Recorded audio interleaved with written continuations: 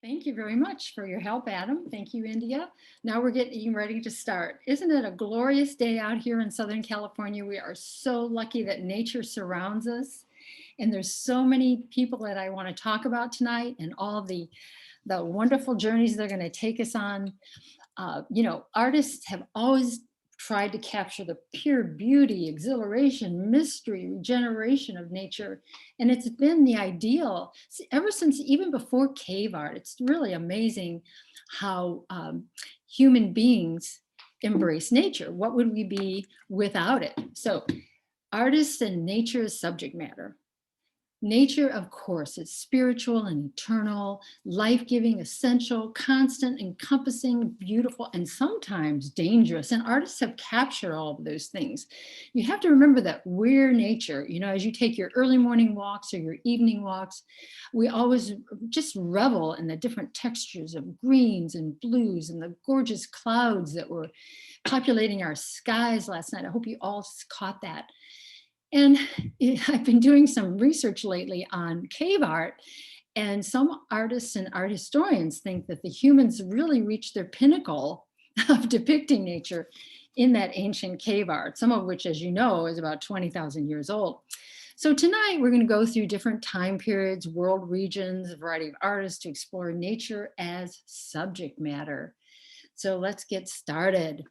So the earliest known or still visible art making, of course, are the ancient caves here. And they've done some research and some special photography that shows some of these animals, which are over life size, and they fit the body of the cave. So if the cave wall juts out, these artists actually made the bodies of the animals over those, so they became very three-dimensional. And then what they've been finding out is they put backgrounds on these animals, which I never knew about. And so what they're trying to show you here in these images is an exploding volcano behind this deer-like creature. Now, you have to remember that these people were scientific as far as I'm concerned. They had to mix their own pigments. They had to find pigments that stuck to the wall. And they did this in total darkness. So what kind of fire or lighting could they possibly use? So the skill, the importance of using all that technology to create these images is just mind-boggling. So as we go through, and these paintings were painted over again and again and again, there's a lot of overlapping animals, and you can see that they've even used the coloration of that particular part of the cave as a ground line for these animals to run and scamper through. Now, art historians have speculated why people did this. Was this ritual? Was this to capture the spirit of the animals so they would have better luck in hunting? But the pigments are what are so incredible to me. And I know I've lectured about this a little bit more, but talk about nature depicted on these cave walls. Anyway, let's flash forward several thousand years. And we even see on the Greek island of Santorini this incredible panorama that was done in fresco, that it still exists. And we're seeing how it looks now. Now, what a panorama is, those are two Greek words that means all view, panorama. And so I'm going to show you some other panoramas through the ages. It's just been an enticing visual treat for artists to tackle. So what we see here is the ships, the bay. This is a kind of a close-up down here at the bottom, so you can see the flora and fauna, the gorgeous plants and animals. Look at the colors that still exist for these thousands of years. Without this, we would have no clue as to the architecture, the seagoing vessels, how man manipulated nature and glorified nature also in this panorama. And here's some close-up details. But the skill of these people, there's some animals that you can identify. There's some animals that are more mythical. But we have to remember, in the Greek islands, they developed this incredible visual language to convey their love of sea and sun and plants and animals. I think it's a lot like Southern California, don't you? But this panorama gave us a 360 view. I mean, if we folded it together, we could make a continuous 360 view where the mountains actually meet. So it gives us it gives us a look of their advanced architecture and shipbuilding, and it's just incredible. Here's another fresco from Santorini. Remember, frescoes are wet pigment put into wet plaster, and that's why the longevity is so good. And remember, they too had to create their own pigments through ground minerals, and so it was a labor of love. Now, because the architecture was so solid with these walls, these plaster walls that kept the heat in and the heat out in the warmer weather, they didn't have many windows. And so to make themselves more comfortable in their homes, they do what we do. You know, they decorated it, but they decorated it with nature. Look how abstract these hills are, but how vital and almost, what do I say? The flowers look like they're gesticulating in the wind, and you have birds flying. You know, what a calm, peaceful haven that would have been to go to. Here's another fresco that was found in a Roman villa, probably in Pompeii. And you can see that there's sea and a temple at the sea. Again, we're seeing hints of architecture. We're hints of how people dressed back then. Without these, we'd have very little idea of what it was really like. And look how abstract and painterly the beautiful trees are. Again, to give them motion, I think. And this is another fresco found near Pompeii. Again, you can see how advanced these cities were with the architecture and the sea and the floating vessels, of course. Look at the little scribble marks that they are showing the waves. So they really studied nature. You know, it was really part of their lives. Without it, they wouldn't have existed. So anyway, let's go to some other megalithic societies like the Egyptians and their gardens. The Egyptians had several gods that had to do with nature. Of course, the god Neb was the god of earth. His wife, Nut, was the goddess of sky. Ash was the god of oases and vineyards. And so their whole lives revolved around, of course, the Nile. And they believed that all life emanated from the sea, from water. Obviously, they were right. And so they're in the burial chambers where Pharaoh would have his afterlife, they did these beautiful paintings. And you can see that this is a fold back painting. In other words, it's an aerial view. You're looking down into the water, but you're seeing the sides of the fish and you're seeing a side view of the trees. And this was just the best way to depict nature for them. You can identify the different trees. There's fig trees and there's other kind of life-giving trees all over, coconuts. You can identify the animals, of course. They really, they revered nature. You know, Egypt was a civilization for at least 3,000 years, and they revered nature. And because they took care of it, they could exist that long. Anyway, here's the pharaoh in a fresco for his afterlife. You can see this fragment in London, the British Museum, and you can see also identifiable plants. You can also see the hieratic scaling they used. Pharaoh is the largest part of the subject matter. The diminutive creatures is probably his queen there on the right, and maybe a minor god or a child under him. Not that they were smaller in actuality, but they were of lesser importance.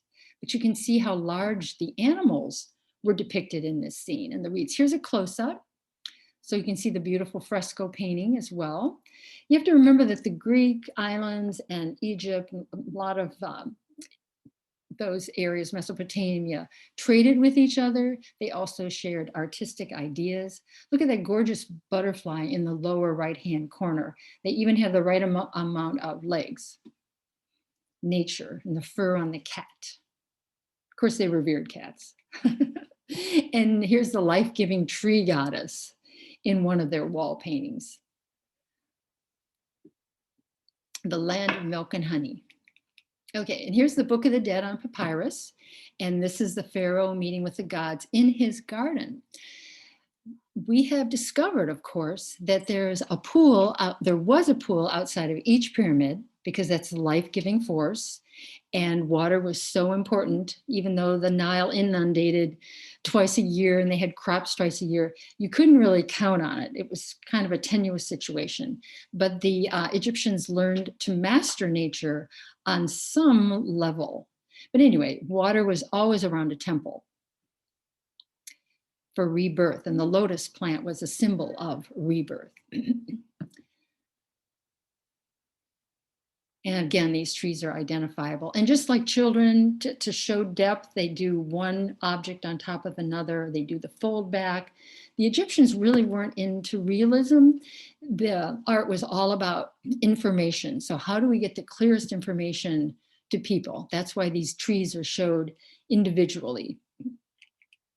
Okay, well, the Greeks learned a lot from the Egyptians, obviously, in painting and in sculpture, but they wanted to do more storytelling as far as that goes. And they brought idealism and humanism to the forefront. You know, the individual was important, and they told stories, their Greek myths and histories through their fresco paintings. So these are some examples of man in nature.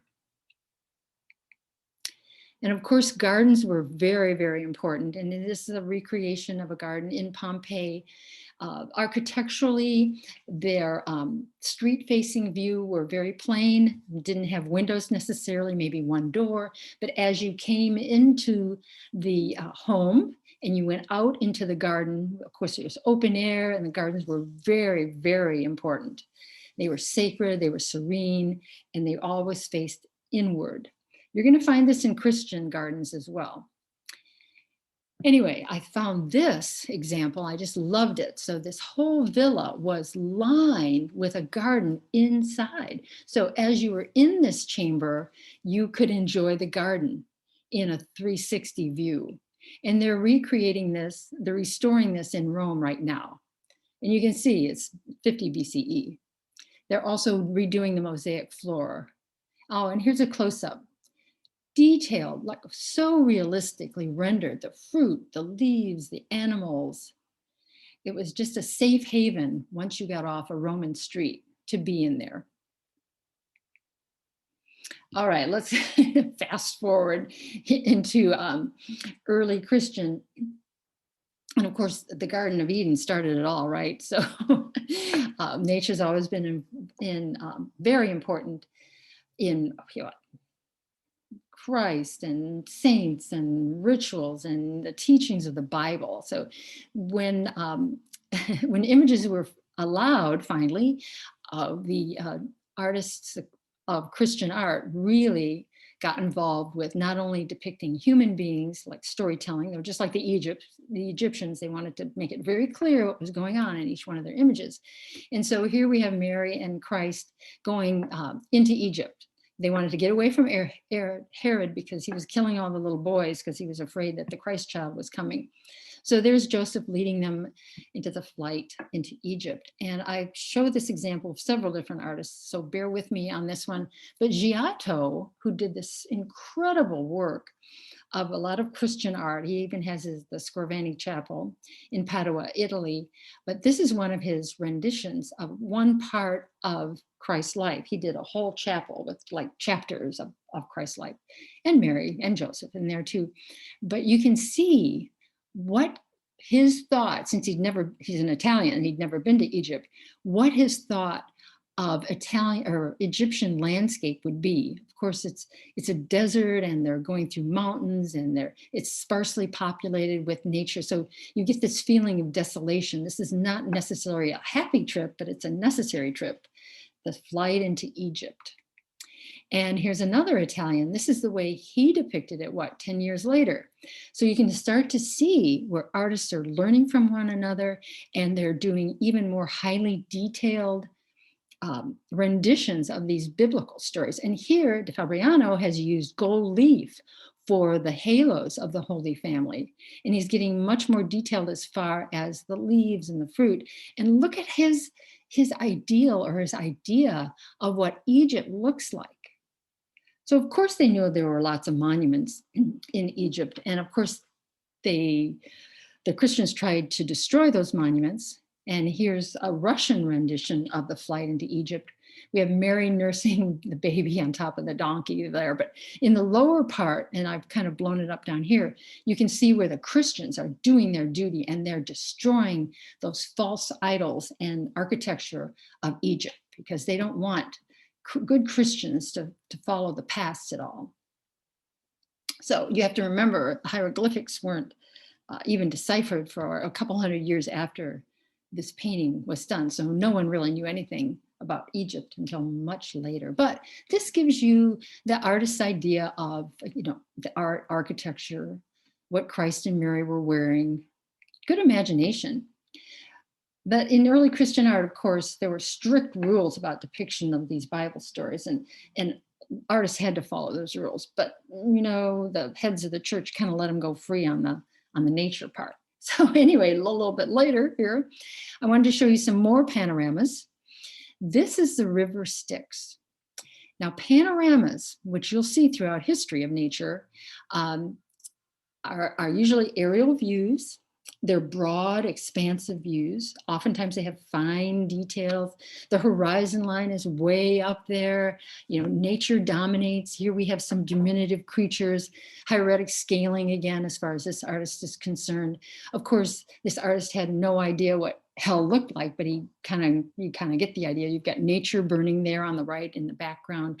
You've got heaven happening on the other side. You've got that beautiful white temple in the background, ensconced in a beautiful nature setting with the bluest of water.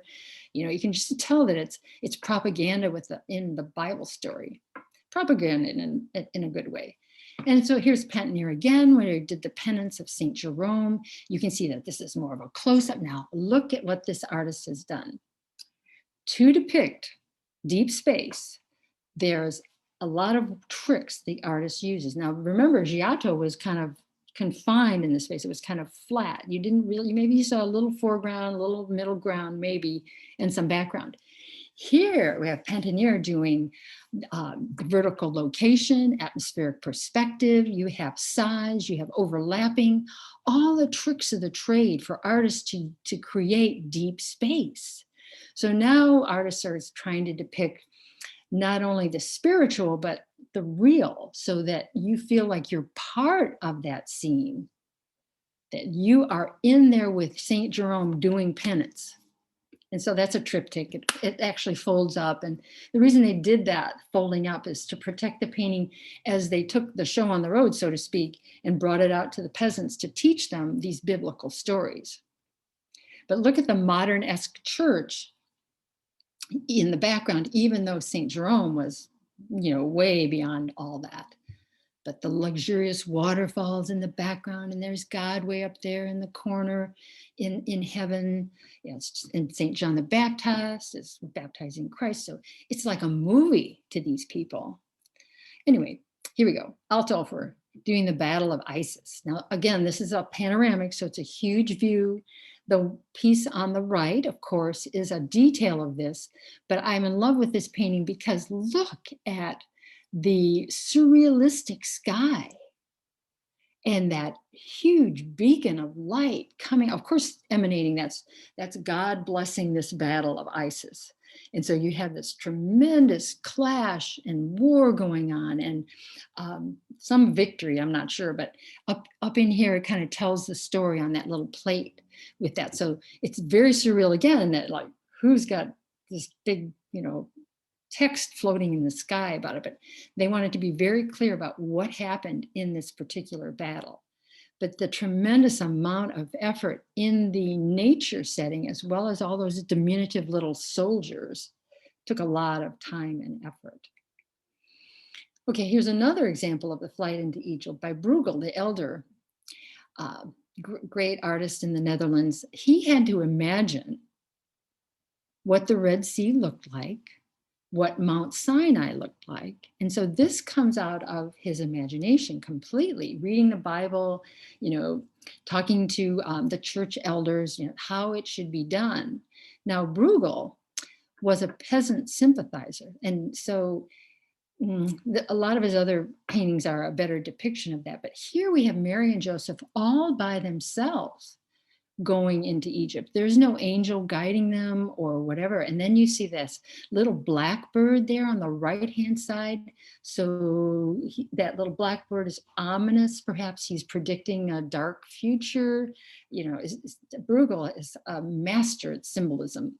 And he's a master at landscape. Again, you see the atmospheric perspective. You see the overlapping, the vertical perspective. Now go to Asia. And this is another panorama, so I'm not going in sequence completely. I'm going to hop around a little bit. But here we have an Asian artist. And of course, this is after the European influences come into them and say, you know what, you've got to open up your gates. We want to do trade with you. And a Japanese artist is showing you these European ships coming into their port. So it's a historical reference to what actually happened. Now, look at how they've depicted nature here. You have a cluster of a town, a city. You can see a little urban planning there. But then you see, and all the beautiful docks they've done. But then you can see the farmland. You can see the ocean. You can see the horizon line. So this is a historical reference. It's beautifully done.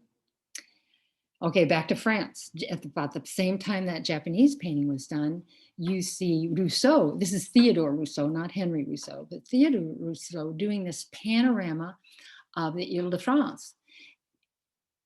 Again, you can see all those really special points. This is kind of a realistic, kind of romantic vision of France, the beautiful countryside. And then we have Turner's version of a panorama. And you can see that it's almost like a concave or convex view where he's shown you, what do I want to say? A different view of the landscape. And this is called Petworth Park. You can see that it's wide open. Now, the interesting thing about Turner, and I'm going to bring this up later too, because Turner and Constable were probably the most important romantic painters at that time. And they were kind of adversaries, or what do I want to say, artistic rivals, but they each had their own way to depict nature, and they both revered nature. Now, Turner's a little bit different in that he really concentrates on volatile skies and seas. But I wanted to show you this panoramic view as a different perspective and how he makes the landscape curve inward.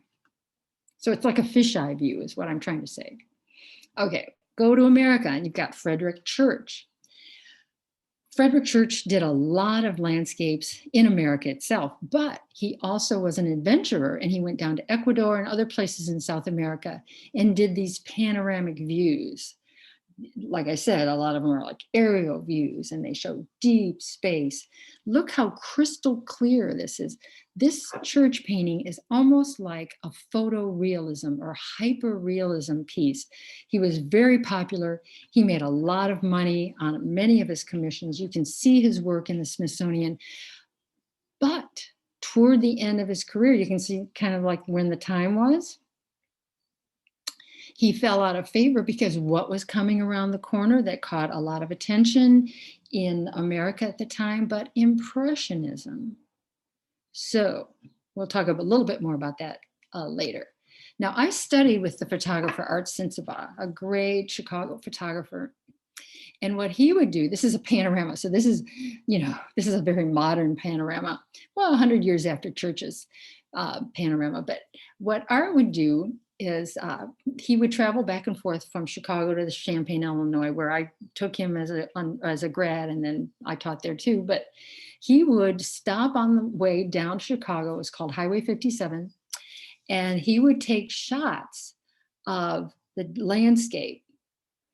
And then he would crop and put these overlapping negatives together in the dark room to create a panorama. Now, we can do this on our iPhones so easily. Art would be turning over in his grave if he could see what we could do so easily in a matter of seconds compared to what took him sometimes days and weeks to do. If you ever want to see Sensabaug's work, he's in the Art Institute of Chicago. He's kind of Chicago's golden boy as far as photography goes. But I really recommend you look up Art Sensabaugh. He showed you America in a much different way. But anyway, this was his panorama when he had to hand do those negatives. Okay, so we're going back away from panoramas and we're showing you more sacred and ideal landscapes. Now, we've seen something like this very much before, have we not? So early Christians picked up on the shepherd looking for lost sheep genre or myth or whatever, and they translated that very easily to Bible stories. But again, we have nature depicted in these images.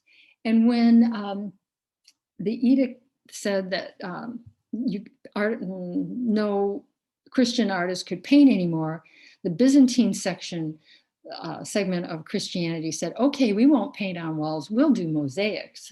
So they did cut gems and glass and mirrors and made these gorgeous mosaics. But as you can see, they manipulated that into nature as well. So we have bushes and plants and trees, and this is probably St. Francis with all the animals, or he's looking for the lost sheep too.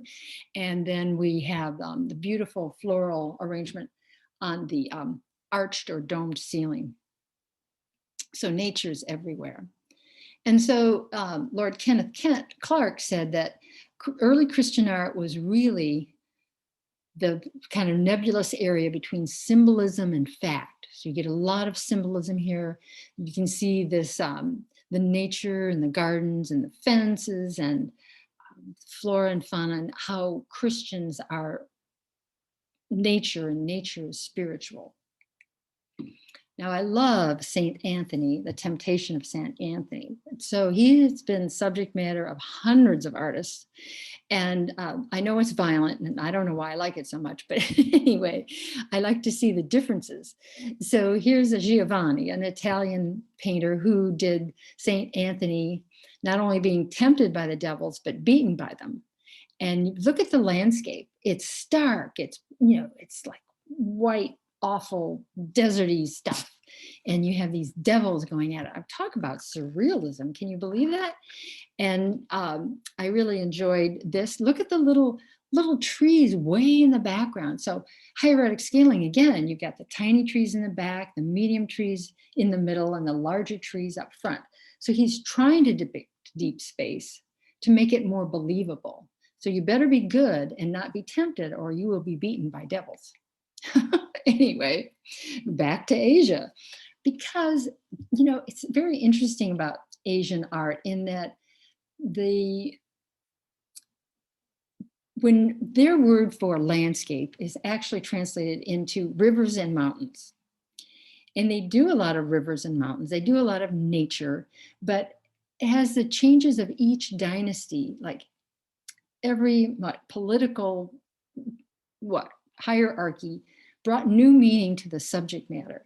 So human nature and governments failed. So dignity turned to nature for inspiration. They wanted to get away from the cities. They wanted to get into nature where everything was calm and peaceful and they could meditate. If they couldn't get away to nature, they wanted their screen paintings brought in to their homes and temples, and they wanted it to depict nature. So these images might also convey social, philosophical, and political convictions.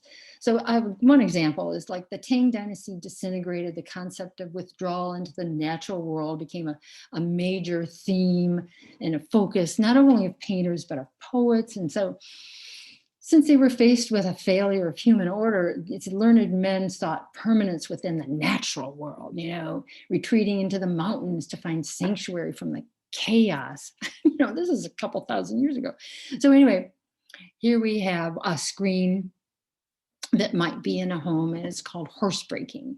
So everybody loves their horses, right? And so it's man over nature type of thing. But look at the beautiful tree that's blown in the wind and the rocky nature, and the horses in the stream. They would give their horses baths. They really treated them well, as we should. You can see this is in the 1500s, the same time that you would see some Dutch Baroque things happening, late Renaissance, high Renaissance. This is a screen paint, a massive screen painting by an unknown artist. And actually, if you get to close up, it's Kyoto. And so you see the village or the town of Kyoto, and you see again the architecture and the action and the social qualities of what these humanists wanted to get away from, the chaos of a city. And this beautiful Four Seasons, this is an anonymous artist, but you can see that it's done on these golden screens that are probably silk. And you can see the individual plants, the irises, you can see the bird, the plant, the flora and the fauna, so to speak, and some little quail over there. It's just amazing, the detail. But what you have to notice about Asian art is how flat it is. So there's there's mountains in the distance, and they're a little smaller than what's happening up front, but it's a flattened space. And this, as you probably already know, this type of art influenced the French Impressionists greatly. So when that started coming to Europe, they started to see this and, okay, this is great. But it's also a historical record. Yes, they might have written about it, but here we have the arrival of the Dutch and the Portuguese ships coming in for trade. So you see a lot of architecture, you see how people were dressed, but see how it's, it's not realistic. It's kind of flat. Like, is this a big cloud in the background? Is this the fog? Are they coming into the dock through fog? Here you've got a rearing horse. It's just a wonderful picture of life at that particular time, but it lends a lot of mystery as well. And here's a close-up. So you can see the detail that they were after. Again, flattened space, don't need perspective, just like the Egyptians. I'm telling you a story. This is what's important. Okay, but in Europe, as they became more, what do I want to say? They wanted more realism to it. You start to see a lot of things, different things happening. And remember, these people had to grind their own pigments. They had to, either they painted on wood or they painted on linens. And of course, everybody's favorite, okay, what is this painting? This is a test now. When was it painted? Hieronymus Bosch, the Garden of Earthly Delights. So are we talking about the Garden of Eden here on the left? How we are today, kind of chaos. And then in the future, when we're all going to go to hell. Anyway, so Hieronymus did this. Now, remember, Hieronymus was independently wealthy. He married well. So he didn't have to do any of these things for money. And so he did them a lot for his own self. And so it's whimsical. This painting, as you know, inspired many 20th century surrealists. It's gone through many different hands, but as you know, it's in Madrid, Spain now. So it was a lot of fun. But Bosch paid a lot of attention to nature and detail. And yes, he made up a lot of his own creatures and fruits, and some of his people are rather strange looking too. And these plant lives are pretty strange, but you can see that he uses, overlapping. He uses atmospheric perspective. He uses vertical location. So it could be almost believable. It's kind of like a nightmare or a bad dream. It's that realistic, but it's not real. Now, Da Vinci, who was painting at the same time, really wanted to combine, he had made up a lot of stuff. He wanted to combine reality and his imagination. He wanted to combine nature and spirituality. As you know, he was a very religious man. But there's been a lot of commentary, even about this Mona Lisa rendition, in that he was so anxious to connect human beings. He was a humanist, this is Renaissance. To nature, that Mona Lisa's gown looks a lot like the background or landscape. It's got the same kind of swirling direction as the landscape above. She's very similar in the colors. He again employs atmospheric perspective and scale and color. Now, atmospheric perspective, if I haven't been clear, is that as things go back into space, the details become less, the colors are duller, they're a little bit fuzzier as you come closer. You can see every fingernail on her hand. So he wouldn't want to paint the far distant pieces as detailed as his frontal pieces. And here we have the Madonna on the rocks. And you can see that he's created these different scenes, the grotto that she's in, and the atmospheric perspective of the mountains and seas behind her, and how peaceful and serene it is. And like I said, he made up a lot of details out of his own imagination. Sure, he was in Tuscany, he saw the landscape, but he would throw in different buildings, and because art historians, they're always after the truth, right? That or they make it up. Anyway, people have tried to find this landscape in Tuscany, this cliff, this valley, the mountains in the background, the lake in the middle there. They can't find it. So what they've ascertained is that Leo made up a lot of stuff, but that's okay. He invented a lot of stuff too. Now, his counterpart, of course, his rival, in a manner of speaking, was Michelangelo, who was definitely a sculptor, not a painter. But the Pope said, paint my walls, and he said, okay. So let's look. For the first time, he had to put creatures in a space, because usually he's used to these, these sculptures that were standalone. Well, now he had to have a background. So what do? You got hell. So there's saints and sinners all over this, and you can see the river Styx, and you can see the devil kind of beating people and making them stay in hell, not purgatory. Just really a very dynamic composition. You can tell it's high Renaissance and near mannerism because it's so emotional, not at all like the Sistine Chapel, which was right above it. Anyway, look at his atmospheric perspective. Look at the way he handles the earth and the greenery and the sky. It's just very interesting. And then another torment of St. Anthony here on the left. Look what he's done with his background. Of course, St. Anthony's, flying up in the sky and all the devils are carrying him away and everything like that. But this is a Michelangelo as well. But the background, does that look familiar? Is he maybe replicating some of the things that he saw in Leonardo da Vinci's Mona Lisa? So you can see there was a little bit of overlap and learning from each other as well. But vivid imagination. It looks like he was a pupil of Bosch, but he wasn't. All those devils couldn't be worse with all their little spikes. So let's go on. So after the High Renaissance, we go to Mannerism. And Mannerism was practiced, for a little bit and in just different areas of Europe. And Mannerism really meant in the manner of the Renaissance. So yes, they painted in the manner of the Renaissance, but they took it to a much more emotional level. So here we have El Greco painting the view of Toledo. Now, Toledo, of course, was his hometown. And he painted, the aristocracy. He painted members of the church, the nobility. He loved Toledo, of course. And so this is in Spain. This is a view of his beloved town, but you can see that it's rather ominous. It's dark. There's lots of tones in this. And the reason he did that, the Mannerist painters were really commissioned to bring people back to the church, because those rowdy Protestants were kind of shaking things up. And so you really wanted to have these beautiful images in and around churches because they were magical and mystical. And here's the view and plan for Toledo as well. So El Greco was a bit of an urban planner, but you can see how surrealistic it is. You've got all these angels and maybe Christ flying up in the sky. This is probably one of his sons. He would use a lot of his children as models in his paintings.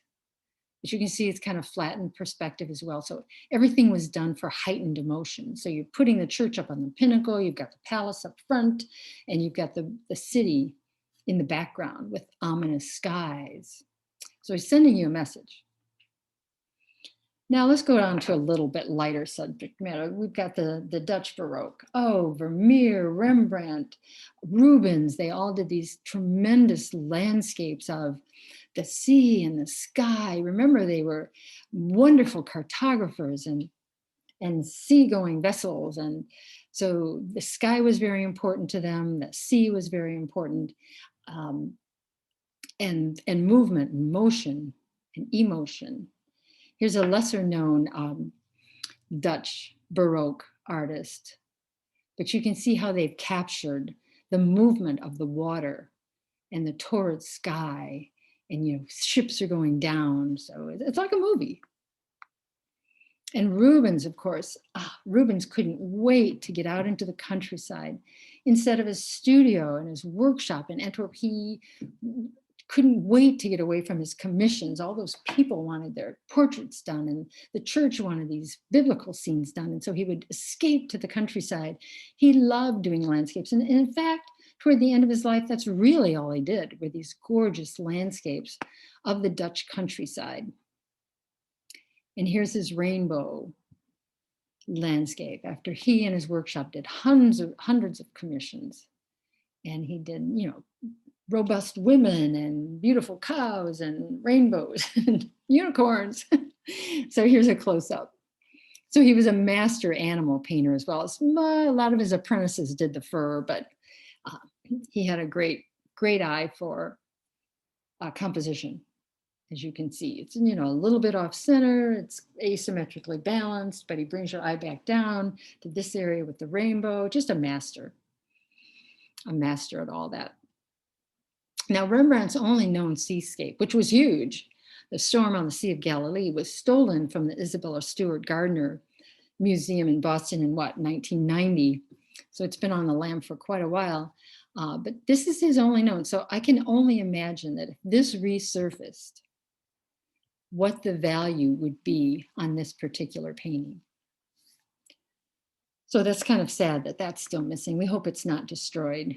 But he too concentrated on the sea and the sky. But as you know, he did mostly people. And the neat thing about Rembrandt is he would go out into the street and get some normal looking people. So they weren't idealized people, real people. Now let's venture on to Rococo. Okay, so you've got the Baroque, and the Baroque was the longest lasting style in Europe, 125 years. Then you go to Rococo, Barococo. So it's a play kind of on the word Baroque. And so yes, they have a Baroque style of painting. Baroque was huge paintings. Rococo were tiny paintings because, of course, the French aristocracy wanted paintings for their rooms at Versailles. And the rooms at Versailles, if you've ever been there, are pretty small. And of course, the aristocracy, the king's court, wanted beautiful, frilly pink and, these beautiful landscapes where everyone was just in love and canoodling all the time. But Watteau was definitely influenced by Rubens, as you probably can see, and he was influenced by the Baroque theatrical. So you have all these lovers about to get on a ship and go to this beautiful island. So Watteau did a lot of this frilly, fluffy plant life, as did his counterpart Boucher. This is called The Birth of Venus, and you can see the frilly landscape, the sky, and the naked women frolicking in the sea, riding on the backs of fishes. And so it kind of looks grand Baroque, but you really see it's kind of lighthearted and sexy and just perfect for your villa at Versailles. Fragonard was a student of Boucher, and they both had long, illustrious careers, until the revolution happened. But anyway, this is called The Meeting, and he did a series of these kind of shepherds looking for love paintings. And you can see that he's a balance. Yes, he is Rococo. I mean, even Goya did some Rococo. But this landscape, you can see that it's kind of going toward the neoclassical era as well, which means that since Pompeii and Herculaneum were being excavated, a lot of people were influenced by the Greek and Roman literature and their art and their sculptures. And so in neoclassical, you can see freestanding sculpture of Cupid and Venus, Greek gods and goddesses, and they're overlooking this meeting. So it's romantic, it's sexy, it's fluffy, it's pink. Now, Rococo also spread to Great Britain, even though the British are a little more, stiff upper lip or whatever, maybe not so sexy. But anyway, Gainsborough and Sir Joshua Reynolds, and we have a whole list of Rococo artists that were commissioned to do these great things. But Gainsborough really loved nature. He really wanted to concentrate on nature. The Brits love their island. They love that atmosphere, just like Turner and Constable, which I'm going to talk about. But anyway, this is one of his most famous paintings. It's a little tried. He didn't really want to do it, but he had to do this, the son of a very important rich man, of course. And this is Blue Boy. But look at the nature and the backdrop. It looks very French and fluffy. And this painting actually was bought by the Huntingtons, and it's been in their collection since 1921. The last time I was at the Huntington, they were refurbishing this painting. And I hope it's back up. And so when we visit the Huntington mansion again, we'll see it back in the room, which had these fabulous British paintings. Well, anyway, the British back in 19 teens really protested that this painting would leave Great Britain. But Huntington paid a record amount of this painting. The most expensive painting that had been bought was bought by Huntington and brought to the United States. Now, he was a railroad magnate, and there's been some dirt being thrown around about him because he employed a lot of Chinese laborers at a very dirt cheap cost to build his railroads. But that's another lecture. So anyway, yes, it was the highest priced painting, over $9 million in today's dollars, but this was back, 100 years ago, and they protested it. But another interesting fact about this particular painting is that Robert Rauschenberg saw this painting, The Blue Boy by Gainsborough, and he decided right then and there he was going to become a painter, because the way Gainsborough paints is very seductive and thrilling and loose, and it just sucks you in with the texture. But this is another Gainsborough done earlier, Mr. and Mrs. Andrews. It was to commemorate a wedding, obviously, and the landscape is to show you, and as you can see, they're off center, so it's asymmetrical painting, asymmetrical balance. The land that this young man had. So this was going to be their farm. This was going to be their inheritance. Well, for some reason, Gainsborough didn't finish it, and he's given the wife kind of a little bit of a snooty look there. And also her lap is empty. They didn't know if it was going to be the pheasant that he had just shot and the dog had retrieved. They didn't know if it was going to be a baby in her arms or what. But if for some reason, it's left unfinished, another mysterious painting, but you can see the beautiful British countryside.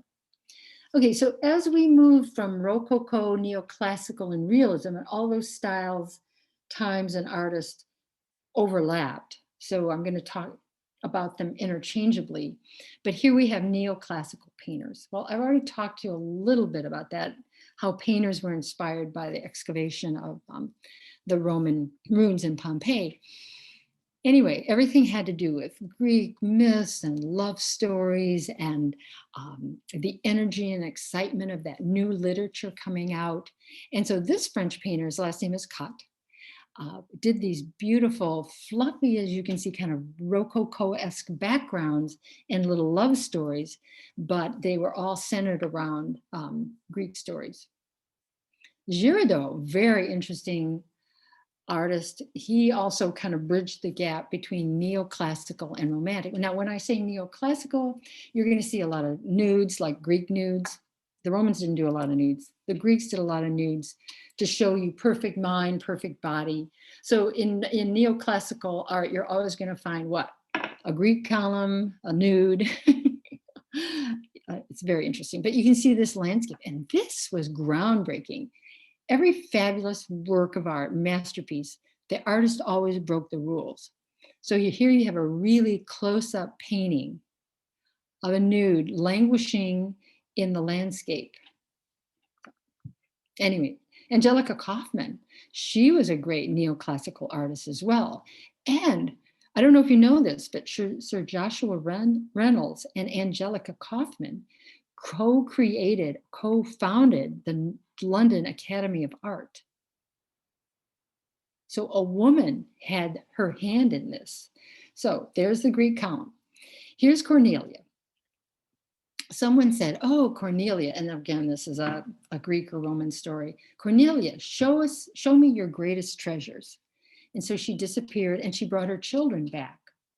She said, these are my greatest treasures. This is what I treasure the most in my life, my children. So that's that story. It's really a good story. I like it a lot. But as you know, the Romans were quite pragmatic. And anyway, so romantic art. So we've gone from Rococo, neoclassical, romantic art. So what does romantic art really mean? It's not the love stories that we saw in Rococo so much as it is showing you different sides of life besides royalty, besides the church. So Constable and Turner went out to the landscape. John Constable, if you've seen his paintings, you know that they're huge. And they greatly influenced the French Impressionists. In fact, when the French were exiled out of France because they wanted to avoid the draft, they went to Great Britain, some of them, and they looked at these Constable romantic paintings that had been done in the late 1700s. And so we're talking about the Impressionists, the middle 1800s. They said, oh, those British painters, you could pluck a piece of grass off their canvas. They used so much white to depict light. So the Impressionists went home and did that as well. Well, John Constable was a farm boy. He loved the land. He loved Great Britain. He wanted to protect it from the Industrial Revolution. So he wanted to make permanent what the British landscape looked like. And these paintings are huge. He called them his 6-footers. He would go out into the landscape. He would do little sketches of the landscape, watercolor, bring them back to the studio, blow them up on these huge canvases. And he would create these poetic and yet very scientific landscapes because they were like photorealism. So we could identify every tree out there. We could identify every crop. It's really a legacy for the British countryside. And this is one of his more, what would I say, historical, mythological, historical paintings. But again, he was against the steam engine. He was against the Industrial Revolution because it just belched black smoke into his beautiful countryside. So Turner, like I mentioned before, is not his rival, but I mean, they knew each other, they worked together, but they're very different. Where you can see that Constable is, I don't want to say it's static in a bad way, but Turner is explosive. And he would row up and down the rivers, he would row out into the sea, and he would capture the sky. Again, sometimes studies in watercolor come back to his studio and do these very large paintings. People called them fantastic puzzles. At first, the critics didn't like him, but later, but the general public loved it, much like the Impressionists. You know, the critics didn't like their work at first either. Now he's just a jewel, as Constable is, to the British art history.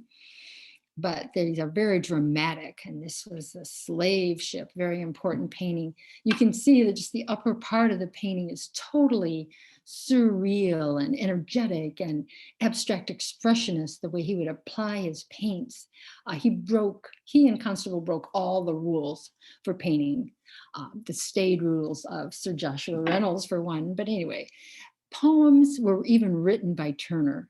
And when these paintings were exhibited, and they too are large, a poem by Turner would be exhibited with this particular painting. Oh, it's beautifully done. So exciting to see that abstraction.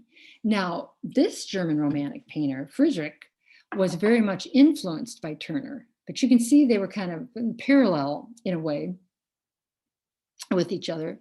And what I liked about Friedrich's work is that he had these figures from the back. They're called Rickenfigures or something in German. I can't say it exactly, but you see these figures from the back. And so you're seeing exactly what that figure is seeing, the landscape. And this is called the wander above the sea and of the fog. And there's another name for it as well, but it's really kind of solemn. The critics didn't like his work either. He kept painting, though, as he wanted to. He did many, many incredible things. And now, of course, he's revered. This is another one, nature philosophy, the view that there's no separation from the self and the natural world, because we are the natural world. We are nature.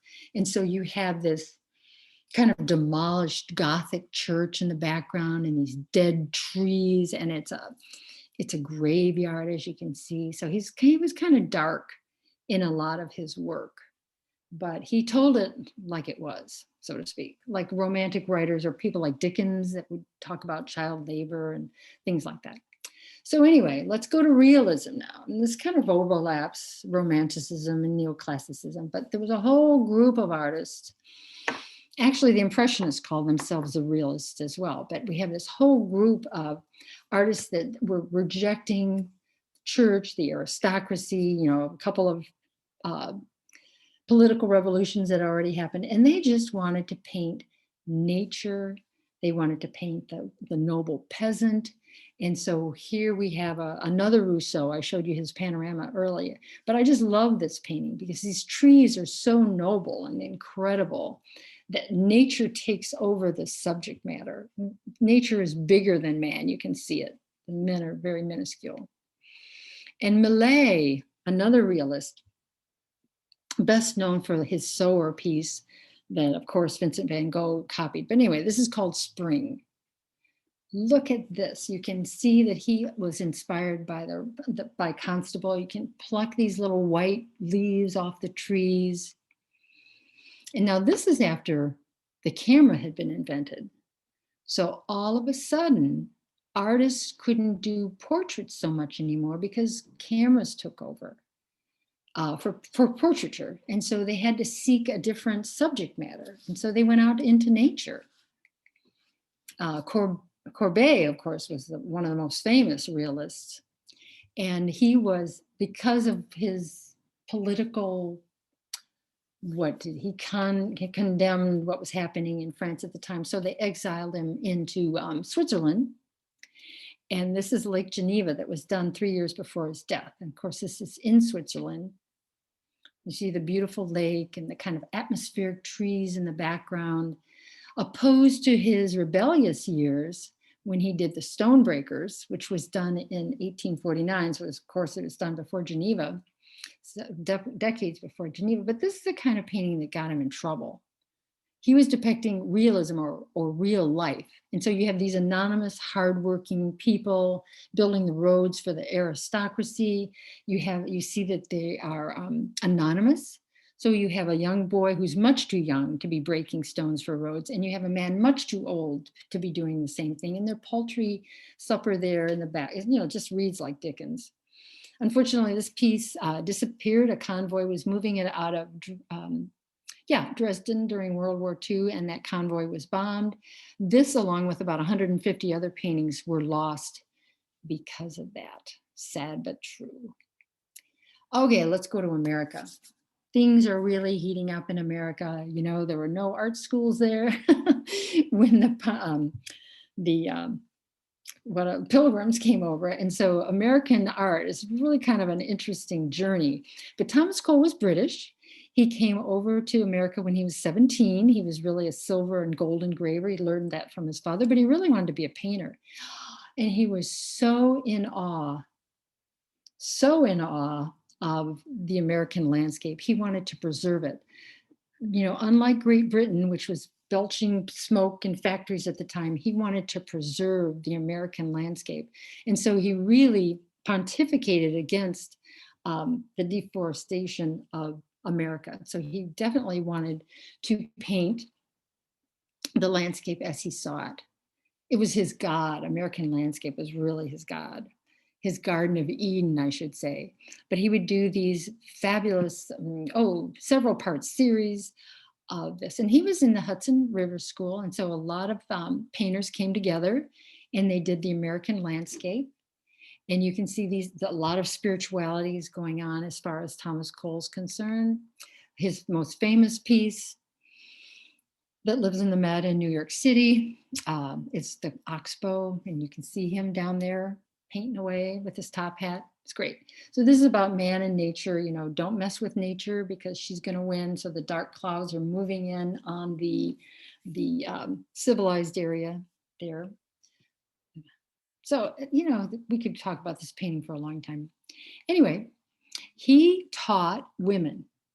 He took women artists under his wing, and he had Laura go out with him and learn landscape painting. And I really admire that because some men are so jealous of women that even approach their skill level. But Laura Woodward is a landscape painter as well. She did this in 1874. Hokusai, let's go back to Japan. We love to talk about him. What a crazy guy. He did all these views of Mount Fuji. He was his first group of Mount Fuji. I think he did 34 views. He went back and he did 100 views of Mount Fuji, but he too was a realist in that he depicted everyday life. And so these are just a smattering of some of his Mount Fujis. You can see them way in the background. Of course, the Great Wave, there's Mount Fuji, that tiny little thing back there. You get closer, close-ups, backgrounds, it's great. Then he included the peasants. Well, Hokusai had an apprentice. His daughter, Oi. Oi, roughly translated, means, hey, you. So Hokusai, this was his daughter by his second wife. He'd turn around and he'd say, hey, you, come here, I need you. And she ended up, they've identified about 100 of her works. She didn't sign them. They think that a lot of Hokusai's work were actually her work, her finishing work. She too was a painter and a printmaker along with her father. I guess they were both kind of unusual in that they really didn't care about keeping house or eating. Sometimes they wouldn't even cook, but they just painted in bed, sometimes under covers when it was cold. Just amazing stories you can tell about these people. They're so driven. Back to America, Frederick Church, Wilderness at Twilight. Again, this was an artist, American artist that made like $10,000 for his paintings. But toward the end of his life, he fell out of favor because the new style of Impressionism was coming across the ways. Just major thing. Bernstein, another American landscape painter. Everybody loves Yosemite. Everybody does views of Yosemite. But talking about the camera, and it's a game changer because this is Watkins' work. He loved Yosemite. He had an 8x10 camera. This is before Ansel Adams. And he would drag that big monster around Yosemite. He would set the camera up just where he wanted it, and he would fix the light. And it took you put your glass panel in these 8x10s that were 8x10 pieces of glass, and you'd have that silver emulsion in there, and you had to have it really still for quite a while. And these photographs were so inspirational that the governor of California took them to Washington and showed Lincoln. Lincoln was so inspired by these shots that he started the national park system because he wanted nothing to happen to these fantastic landscapes. Our country, people come from all over the world to go to our national parks, and we have so many of them. We're so blessed. Anyway, Watkins' photography is what Cézanne and Van Gogh's are to paintings. They changed the world as far as photography goes. So anyway, back to France. And this is Rosa Bonheur and her realism in France. She was renowned in the United States and in Europe. She did these massive paintings showing you real life in nature. She did a lot of animal paintings. Here's some Swiss cows. She retired to a farm in her old age with lots of animals. She's just known for her animal paintings and her nature paintings. Beautiful things. Thomas Eakins, an American realist. This is called The Champion in Skulls, and there's a name attached, but I didn't write it down. He taught at the Philadelphia University, And I'm getting to one of his famous students here in just a minute. But he did the American landscape, beautifully done. Impressionism, like I said, was coming across the ways. Monet was particularly gifted at landscape painting. And here we have his 1872 Impression Sunrise. Of course, a lot of Impressionist paintings came over to the Chicago Columbian exhibition. Here's his landscape near Monte Carlo. Next Thursday, I'm doing a taste of art in the museum, a painting workshop that concentrates on Monet's techniques, but we're putting Monet with us in Southern California. So we're going to do Impressionist paintings of our landscape as Monet would see it. So join me for that. Anyway, Renoir also painted in the south of France, as Monet did. These are his summer landscapes. You can see how impressionistic they were. I admire Renoir because he changed his style a little bit intermittently, tried new things. Those are both by Renoir. And Lily Cabot Perry was an American who studied with Monet at Giovanni, as did California Impressionist painter. Oh gosh, I'll think of his name in just a minute. I'm going to show his work. But I was happy to see that.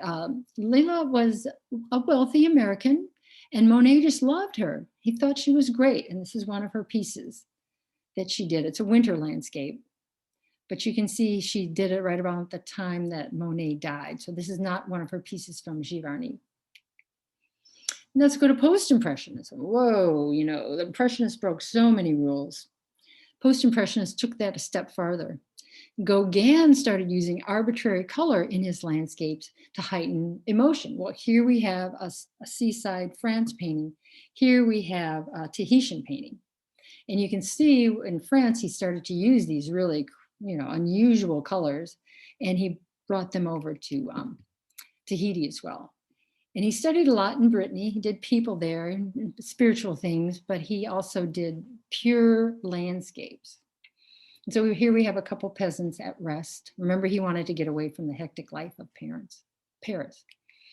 Cézanne, Saint Victoire, he did over 60 paintings, endless possibilities, he called them. He, like Monet, would do one subject, mostly in nature, several different times, changing seasons, changing lights, lighting effect. Here's another, you know, every major museum in the world has a Cézanne, Mount Saint Victoire. Gorgeous stuff. It inspired Cubism, as you can see. All right, Henry Osana Tanner, an African-American, was a pupil at Thomas Eakins. His family was quite renowned. His father was a pastor in the church in Philadelphia. Tanner became very famous, not only in the United States, but in France. Everybody loved Tanner's work. His sister went on to be the first woman to study in the medical school there back in Philadelphia. And she was a Black woman, but she was the first woman to enter that. But Henry went and lived in Paris a great deal and became a salon painter there and exhibited widely in Paris. And this is his painting of the River Seine in Paris. Very renowned. A lot of literature has been written about, well, you know, Black artists doing European influence. Well, why not? Why not take in all the influences and make it your own? And here's a Canadian, Helen Nicole, her Impressionist painting on the cliffs. Impressionism spread like wildfire to every continent, every society. There's always an Impressionist painting going on.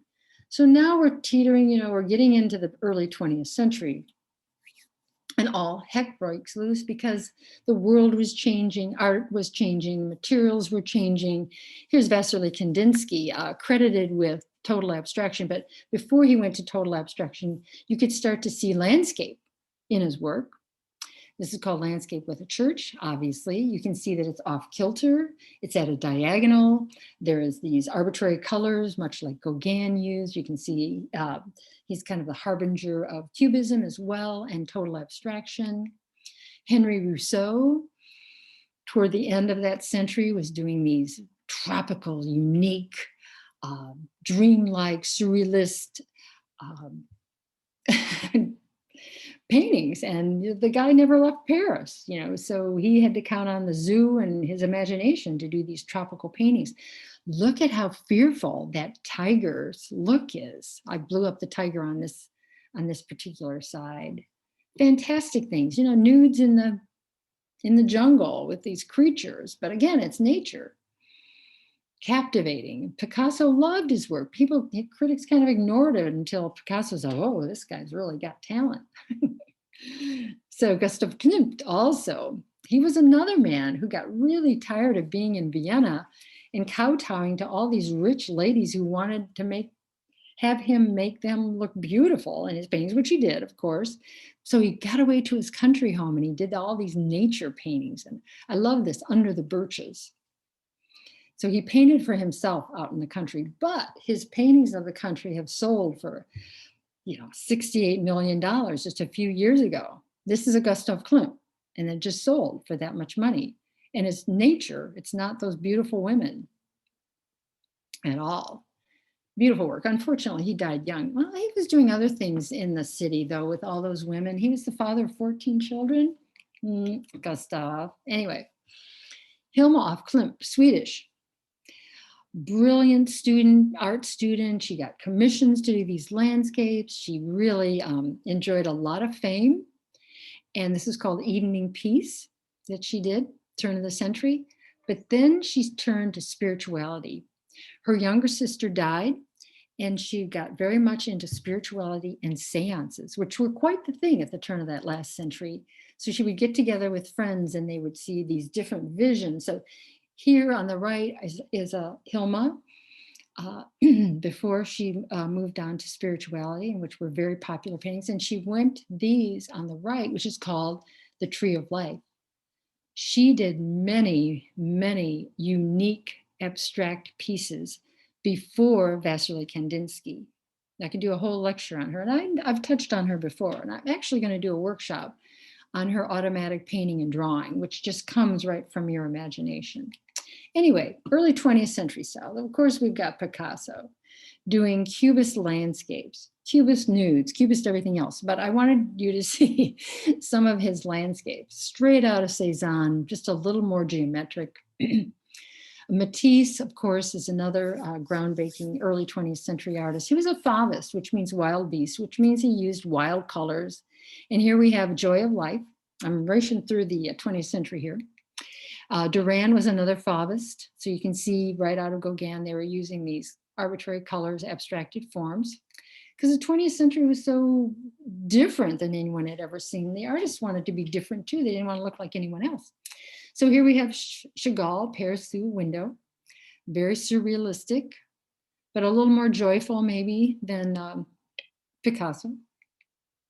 Suzanne Valadon, she was an acrobat. She got injured. She turned into an artist model because she didn't have to move much. And then she looked at their paintings and said, I can do that. She became a very popular artist at the time, enjoyed a lot of notoriety. Here we go back to the Netherlands and we see Mondrian. His work too began with very realistic looking work. He had a wonderful sponsor. And when he started to do these types of abstract work, his sponsor said, I'm not going to pay you anymore. You go back to doing these paintings. Mondrian said, no way, I'm in New York, man. I'm going to do these paintings. So you have this is Broadway Boogie Woogie, straight out of New York. Crazy, modern, flickering lights, constant movement type of thing. But at the same time, we have American realists or regionalists who were not quite ready to do this abstraction. So we have people like Edward Hopper who showed these landscapes like a still second in time of an American landscape. So just a flash, like a photograph. But he took a license with brush strokes and a little bit of color and the luminosity. We have Georgia O'Keeffe and her luminosity, red and yellow cliffs out west. Amazing landscapes by Georgia O'Keeffe. This is Lake George, so this is an earlier painting. When she moved out west, she never went back. She moved around the United States a lot, so she saw lots of different landscapes. Surrealist, just a futurist. She was many different things. This is more of Georgia O'Keeffe's work. And then, of course, we have everyone's grandma, Grandma Moses. She did a lot of work. You know, she didn't start painting till she was 76, and that was only because she couldn't do needlework because of her arthritis. So she did monumental historical events that are in her mind, and she did also her everyday life as a farm mother and grandmother. So she just had this kind of primitive look to her work. She never had a lesson in her life. Her work is sold for over $1 million. She's in a lot of Midwestern museums. She's just a fun lady to talk about. Good friends with Norman Rockwell. Anyway, the dynasty of the American landscape painters, the Wyeth family. N.C. Wyeth was a phenomenal artist, American regionalist who showed you America and the American West, history. He worked with chemical companies to develop new and brighter colors of tube paint. Amazing man. He didn't give his son art lessons until Andrew Wyeth was 15. Now, he taught his daughters before they were 15, but not Andrew. He wanted to hold off and make sure the kid really wanted to paint. But N.C. Wyeth was a history painter and illustrator, and he really did shape the world's perception of the American West. This Bronco Buster was done when N.C. was very young. This painting of N.C. meeting George Washington in the countryside, you know, he was really a colorful fellow. But Andrew, now N.C. Wyeth unfortunately died when Andrew was a young man, and I think NC died in 1945, which would have made Andrew, you know, mid-20s or something. NC realized his son's talent and really promoted him after he got started. But after NC died, Andrew really, his paintings became much darker. So here we have Christina's World in 48. And you all know the story about that. A lot of people didn't like his work because it was tempera, not oil, but he was really a gifted, accomplished artist. Hyperrealism, this is called his Spring Beauty from 43. He had a son as well, James Wyeth. He was still alive. He's called a contemporary realist. And so he did his father one better with these roots, don't you think? He's also kind of funny in that he does these tongue-in-cheek things, like he puts these weird animals in the forefront of his landscapes. And he's always, like he said, searching for the real America. He and Andy Warhol collaborated. And so on the left here, you see Jamie Wyeth done by Andy Warhol. And on the right, you see Andy Warhol done by Jamie Wyeth. And of course, Jamie put in his Andy's favorite dog. So it's really interesting that those two hooked up and did each other in portraits, even though they're not landscapes. Our beloved Jacob Lawrence, who did so many Americana depiction of the migration series and amazing different paintings. But he did this piece, I particularly love it. I picked it out, it's called Peace, and he did it in 1956. When there were regionalists going on, the abstract expressionists were going on, but Jacob said, no, this is what I'm going to do. This is my style, my art, my hope and renewal about peace. He did this in 56. So pop art was happening, you know, he didn't care. Neither did Thomas Hart Benton, a great American regionalist as well. He did Americana pieces. And you have to realize at the same time, Andy Warhol's doing his soup cans and everything else. But Benton said, I'm not doing any of that avant-garde work. I'm showing you America and the majestic of America and the historical references to America. But California Impressionism, I think I've even given lectures on them. They're really great. They took Impressionism to a whole new height. B.C. Brown here, Benjamin C. Brown, he even signed his paintings, California. If you look down there at the bottom, Benjamin Brown, California. He called himself California. Loved it. William Wendt did these earlier. Payne did this Rockbound earlier. You know, just amazing, beautiful pieces. I wanted to talk a little bit about urban landscape art as well. This is called Paris on a Rainy Day by Caillebotte. This was totally fashion forward. Caillebotte never sold a work of art. He was from a wealthy family. In fact, these buildings in the background, his father developed those. He owned all that land. Umbrellas were a new thing, so he's showing you a Paris street on a rainy day. very new. Van Gogh lived in Paris before he went to Arles, and he did, oh, sorry for that misspelling there. He did Montmartre. You know how different it looks today. So it's a nice historical record, but he had to get away from the busyness of Paris. Maurice Dutillo was actually Suzanne Valadon's son, and he did these really trite, Paris street scenes. They turned him into Paris postcards, and that's how his fame spread through that commercialism. Just crazy. Another urban landscape, of course, is Madrid by Gerhard Richter. It's a huge painting, 10 by 12. It sits in the Museum of Modern Art in San Francisco. And Richard Estes, of course, a hyperrealism painter, did this urban landscape. So landscapes are everywhere, especially in outer space. The Pillars of Creation by the Hubble camera that we've sent into space. And they compare these pillars of creation every year when Hubble takes these pictures. And these steeples have actually grown dramatically. So they're reaching out into millions of miles of space. And this is called the Stellar Nursery in Orion. That was also taken by the Hubble. So scapes are everywhere. And I think Van Gogh had a premonition about outer space with this Starry Night. Oh, great stuff. Inner landscapes, we have surrealism. Everybody's seen this painting before. Here's another Temptation of St. Anthony. Look how barren that landscape is. We have Max Ernst. I want to do a workshop on him too. What he would do is just kind of do a monoprint and just smear some paint and kind of look at it and think, what does that remind me of? And he would make these surrealistic landscapes, fabulous. Kay Sage, another surrealist, would show you fallen architecture, shrouded interiors. It was really cerebral work. Her work really was more famous than her husband, Yves Tanguy. But anyway, Rene Magritte, here we have more surrealism, so you look at the close-up, the texture he used on these fish humans and how he's made the sky in the ship. Just vivid imagination. 20th century landscapes in America, we have Diebenkorn.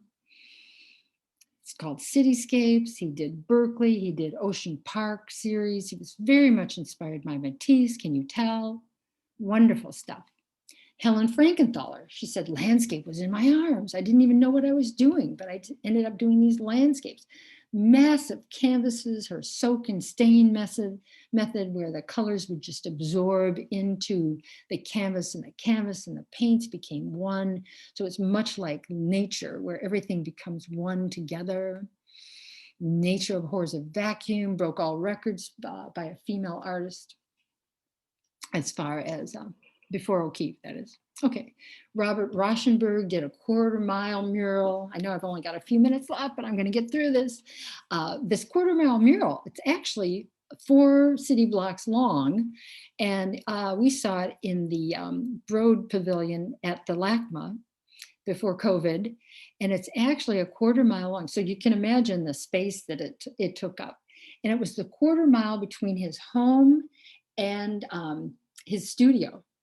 So he'd take his golf cart to his studio every day. And so he wanted to depict what he thought or imagined in that 1/4 mile mural. So look it up, it's great. Ansel Kiefer, Kiefer. He's a German neo-expressionist, he still lives. He regards the past of Germany, the sins of Germany during World War II. He uses disintegrating materials like wheat, straw, broken glass, bird wings, whatever. He said the arts really have a duty to engage the past and the ethical questions of the present. So it takes genuine human effort to absolve the guilt.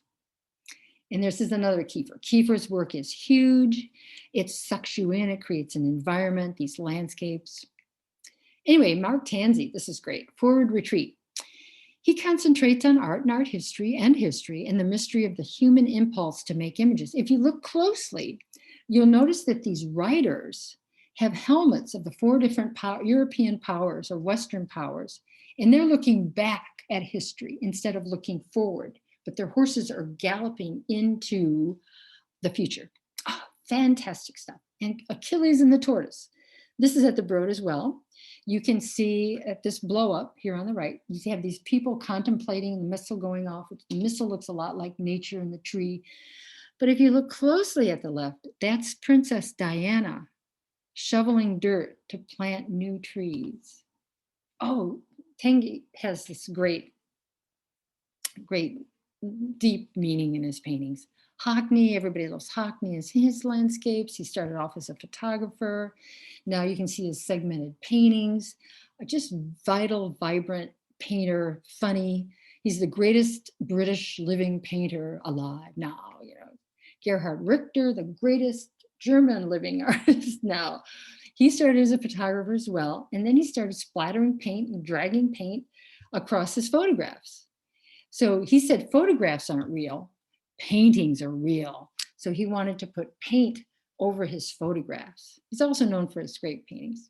Kara Walker, historical and social commentator. She also creates these environments that you're sucked in. Oh, these are cute little dioramas, and then you get closer and you see people doing unseemly things, and it's the antebellum landscape of slavery and plantations, and so it's really some dark stuff. Al Sosa, I saw him in Crystal Bridges in Bentonville, Arkansas, and this is all puzzle pieces. He takes these crazy different puzzles and he overlaps them. So these are 3-dimensional and they're all nature scenes. They're fantastic. They're tactile. They're crazy. They're upside down. Just amazing creativity. Cecily Brown, she lives in Britain and New York. She does these figures in the landscape. And now we're in the 2000s, right? And they remind me of Cézanne's later nudes. They remind me of some of his landscapes, but she takes historical approach. She goes everywhere from neoclassicism to abstract expressionism with Cézanne in between. She's really quite an amazing painter. Look her up. And I was doing this research. Wu, I'm not going to say this right, Gengzang is one of the most influential painters of the 20th century. He's Chinese. He just died in 2010. And he did this Lion in the Woods park in China. He considered himself a snake swallowing an elephant because he was a Chinese artist, but he was influenced by a lot of Western art. Well, unfortunately, he was in the regime in the 20th century where they sent painters to work camps. And so he and his wife were kind of indentured servants working on these farms. And it wasn't until Mao fell out of favor and he was free again and he went painting full force, all that pent up energy. Oh, he's amazing. Look him up. He's great painter, very diverse painter. Of course, we have another Asian artist, Murakami. He too, like Ansel Keefer, is talking about the sins of the past of Japan. So he shows these mythological gods and the destruction of their societies, kind of surrealism meets pop art, myth, and social justice. He wants peace with the past, and so he's a great artist as well. And I wanted to show you this new artist that I discovered, Amy Bennett. This was done in Nothing New Under the Sun in 2016. What's interesting about Amy is that she builds all these little houses. First, she gets a big piece of styrofoam and she carves out all these mountains and streams and little roads and things. And then she builds these tiny little houses. They're like 1/500th of a scale. She builds this diorama, then she photographs it, then she paints it. And so she does like this one has over 450 buildings and little creatures and things. And she just does these amazing things that reflect not only art history, but human need for community, but also the human need for privacy. So we each have our own little box to live in, but we're in a community. But look at how similar it is to Grant Wood's 1931 Paul Revere, going by that steepled church, that neo-Gothical church, and she has that neo-Gothic church right there as well. I think it's fascinating how artists combine all these styles. And this, the essence of nature is eternal. And this is at the Princeton Museum of Art History. So you have a Bernstadt, the Bridal Veil out at Yosemite. And then you have this modern artist, Valerie Hurley, who has done like the fallen Bernstadt. So this is what she's saying was we're burning nature up, like we're burning this painting up. Very thoughtful. We have Mark Bradford, who calls his paintings psychogeography, kind of emotional, political, actual terrain, these very large pieces that peels away the past. So he has so many different layers on this painting, and then he peels different layers away so you can see what he's done before. And so it's a lot like history and what's happening now. He's great. You love him. His work is also at the Broad. I'm almost done, honest. Julie Menthrew, who was a child when she came over from Ethiopia with her parents. Her parents taught at the university. So she has a real broad background. So she can take all this style in Africa, America, Great Britain, and she puts these amazing swirling compositions that are perfect metaphors for the complex society that we live in today. So there's architectural references, there's social references, and it's all about, like I said, the complex character of our landscapes today, ever changing, ever challenging landscapes, social, political, love it. So what's our new landscapes going to be? So here, I'm about finished. These I call these micro landscapes. So the CDC commissioned these two illustrators to create an image of the coronavirus so they could present it to the public. And they were asked to do, in quotes, a beauty shot of the coronavirus. So we know this image because it's behind every newscaster, it's on every page in every magazine, it's in the news and everywhere. So they've made it maybe approachable, maybe not. I don't know. It's really interesting. She also does, Alyssa Eckert also does a lot of CDC illustrations like for gonorrhea. Look her up. She's very interesting. So these are our micro landscapes. Even the Greeks contemplated the atom. So we know that for a long time, we know there's smaller forces than we can see. But we have to be very careful with nature. Nature is eternal, and like love, it'll always exist, but we have to love it and nurture it. So we have to make sure we don't pollute nature. I'm back with Constable on the British landscape. Here's our Tijuana River problem. That has to be solved before it gets to the level of Jakarta in Indonesia. And that is a river those men are standing on, clearing rubble away.